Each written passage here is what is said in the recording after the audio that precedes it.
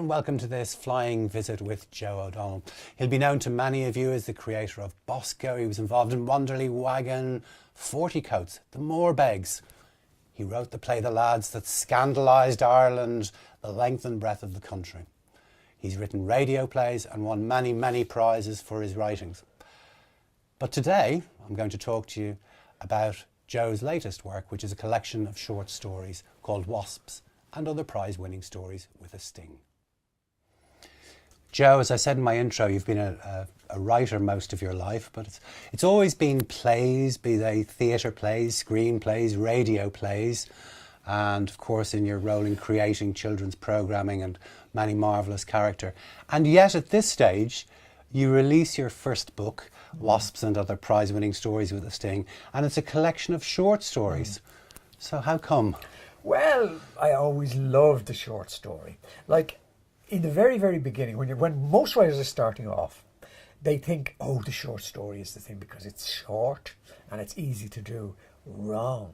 The short story is probably one of the most demanding of forms. And I found that out very quickly. I started off thinking, short story's great, let's do a short story. But then I find out, and I began to love it. I began to read the people, the masters of the short stories, like William Trevor, James Joyce, Dubliners, isn't that?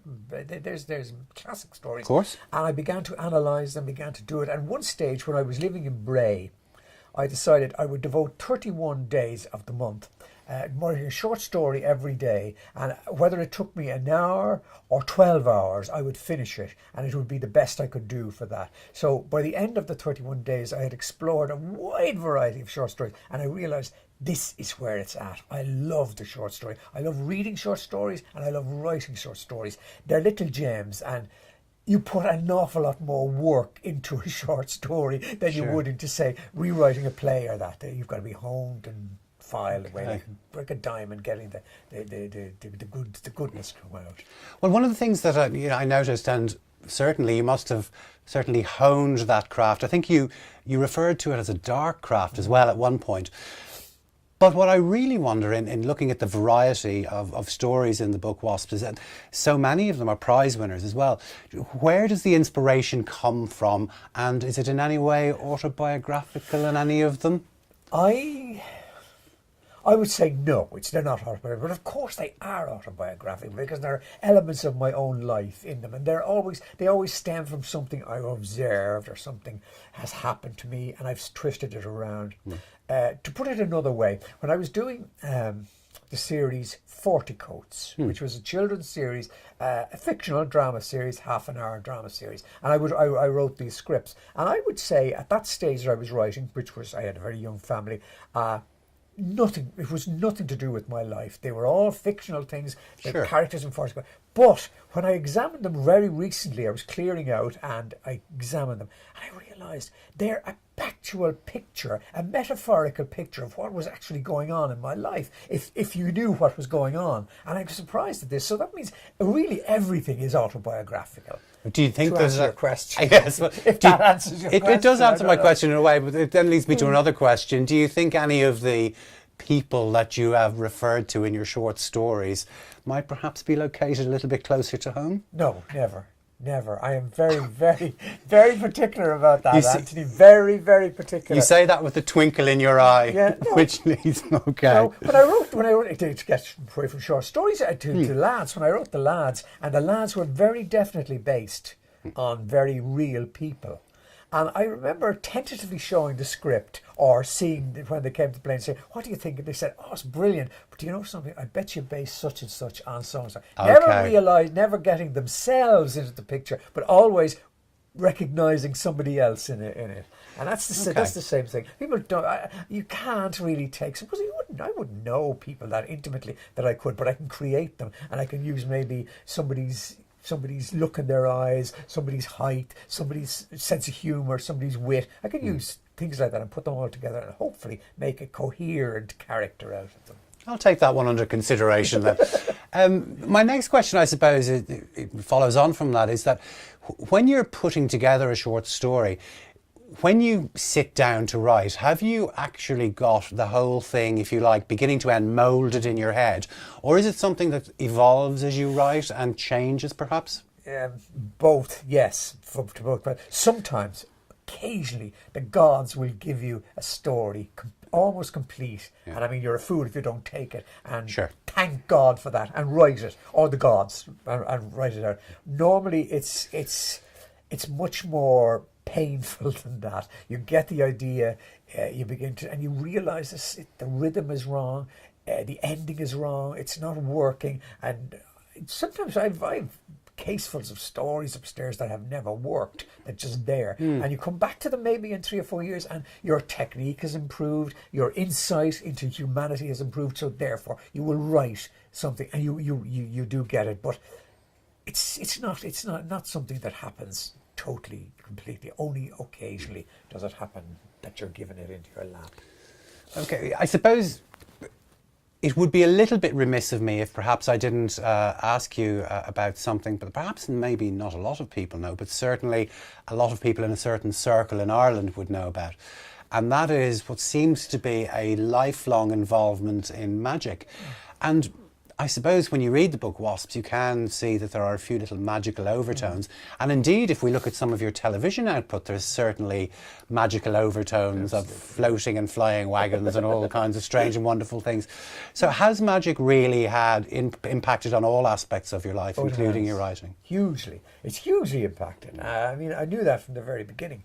Magic was running from the very early time. I was 7 years old when I was first introduced to magic, which was in the theatre as well, and that led me on to the theatre and to the whole thing. Magic has been a thread throughout everything, and everything I've done, any programs I've created or produced, they've always had some touch of magic in them, you know. And likewise the short stories have. Not too much, because I was warned by a magician who is also a writer that don't haul in magic by the ears simply because you love magic. Okay. If it has a genuine place, it's easier said than done, of course, but that's what I do. Well, can I ask then, at this stage in your life, at 80, would you say that you're now more muggle than magician? I would like to describe myself as an armchair magician. Okay. But you've been involved in magic quite, up until very recently, and still are. But weren't you involved as part of the Magic Circle? Didn't you have a particular role? I had a role, not so much the magic. I'm a member of the Magic Circle, which is London-based. It's a very prestigious thing to be a member of. I was president of the Irish Ring, which is the Irish Circle of the International Brotherhood of Magicians. That's a very cumbersome title, but I was president of that for 2 years. I was president of the Society of Irish Magicians for 4 years, and does that involve any writing? I mean, is there, in that role? I mean, have you done any reportage? Or? I actually started a magazine. Which was the club magazine, the society magazine, which ran for my duration, and then it just disappeared when I stopped. It was called Simsalabim, and it was full of all little bits and pieces that people might enjoy. And Joe, one of the things that I do know about you is, well, we know certainly that you haven't stopped writing, but you're actually reaching a broader audience, because I believe you might be a bit of a blogger. I do, yes. Tell us a bit about that. I've always wanted to. It's the ego thing, of course it is, showing your stuff and parading your stuff. And I thought blogging, yes, I'd like that. At first I thought it was going to be that when I started off, it would be like a diary, last week in the life of Joe. But I found I didn't want to do that. I think I remember saying it was going to be all R's. There was raves, rants, reminiscences, and other things beginning with R, and reviews. And I started some of those. Some of them have gone in a different direction from which they were intended. There's a lot of reminiscences about my early theatre days in the fit-ups. Right. My early times into magic and into magicians and that. And they seem to have struck a chord with certain audiences, who delight in this. And because you've gone quite high tech, because you have your own website, which is joePodonnell.com. That's right. And that we find your blog in there, do we? You find the blog in Joe P. Monthly, 6 months, how often do you do it? Every week.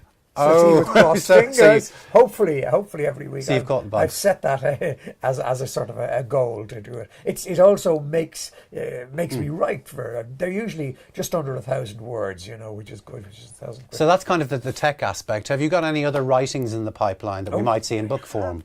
I'm in book form. I'm not sure about the book. Yes, maybe so. I have been tinkering with this massive novel for a long time, which really would be about the evolution, I suppose, of theatre from the 60s onwards in Ireland. That sounds very historical. It's not. It's just using that as a background, because I was in RTE not from the very beginning, but from a year after it started, and that's one. So is this a kind of a blockbuster over the years narrative of the evolution, following the lives and the careers of a number of people who join this television station in Ireland very, very early on when they're young, and it follows them through their various until much later on in their lives. So this is very definitely adult writing. There's not much very going on. definitely, Okay. yes, And anything for younger people? Yes. We with a colleague of mine, Fran Dempsey, composer, musician, and general man about town. We did a version of the Magic Flute, Mozart's Magic Flute, last year, and it was for younger people. I threw out the storyline because the storyline is incomprehensible. Music is blissful, amazing stuff.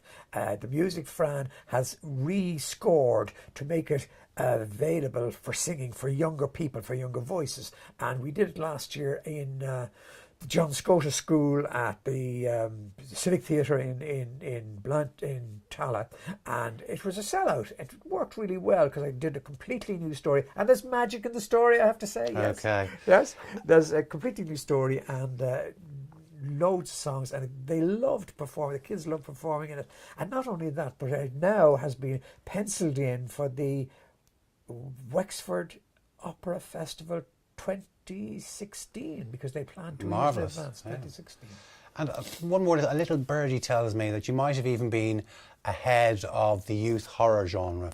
Yes. And that you may have something there that is perhaps may see the light of day soon. Yes, I've been sort of tinkering with a radio drama series I did for young people, which was about taking the older horror stories and giving them a modern twist, setting them in a modern thing for young people, in a modern era for young people. For instance, the Three Wishes story, and they're all horror stories, comes by virtue of a mobile phone, a cell phone that some kid picks up accidentally, and the voice comes over the phone, and all things like this. There's a story about the Pooka. There's a story about a whole lot of things like that, and they worked very well on radio. They were repeated again and again, and they seem to go down well. So I've now begun to think of those and others like them in terms of long short stories, short novellas, practically, maybe 6 in one book, you know. Well, I'm sure that there is a new youth waiting to grow up with the work of Joe O'Donnell, as indeed I and many others of my age have done. Joe, it's been an absolute delight to talk to you and to have a flying visit with you. Thank you. Thank you very much indeed. Thank you, Anthony. It's been a pleasure indeed. Thanks. Yes. Thank you.